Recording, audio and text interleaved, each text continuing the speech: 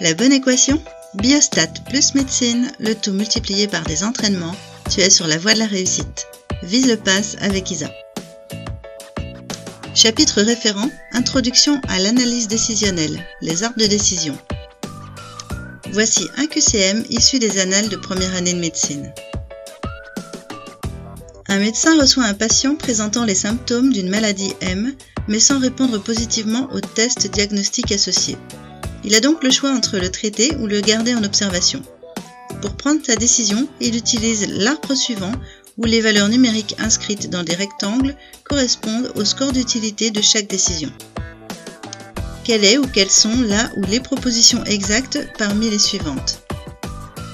Je te conseille de mettre en pause la vidéo et de te donner 1 ou 2 minutes de réflexion. Dès que tu as tes propositions de réponse, appuie sur play et profite de ma correction. Proposition A.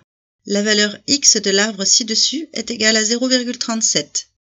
Le score d'utilité moyenne au nœud x est égal à la probabilité de la guérison fois l'utilité, ici 1, additionné à la probabilité de la non-guérison fois l'utilité, ici 0,10.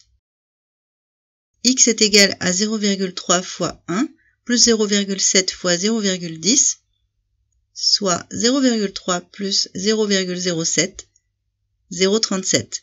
La proposition A est vraie. Proposition B. Pour construire cet arbre, on a supposé que, indépendamment de la stratégie choisie, il y avait 20% de chances que ce patient ne soit pas malade. Ce pourcentage se retrouve en termes de probabilité sur la ligne pas de maladie. 0,2, donc c'est bien 20%. La proposition B est vraie. Proposition C. D'après cet arbre, le médecin devrait choisir de traiter ce patient. La décision thérapeutique va être apportée par le meilleur score. Il suffit de comparer le score traitement au score mis en observation. Ici, 0,416 est inférieur à 0,504.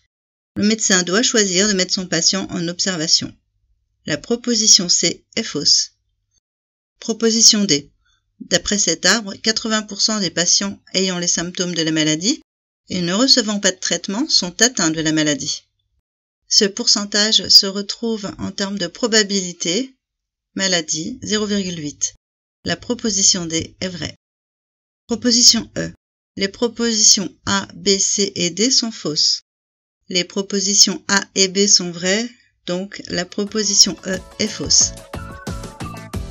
Continue à t'entraîner avec cette nouvelle question issue des annales de première année de médecine. Mes corrigés détaillés des annales de PASS sont disponibles en PDF et je t'explique comment les obtenir dans la description. Afin de ne pas manquer la sortie de mes prochains QCM, abonne-toi et active la cloche pour en être averti. Tu trouveras le corrigé du QCM que tu as sous les yeux dans la vidéo 411. Il faut varier les plaisirs. Si tu veux faire un petit peu de chimie, c'est par ici. Un peu de biophy, c'est par là. Je te souhaite bon courage et te dis à bientôt.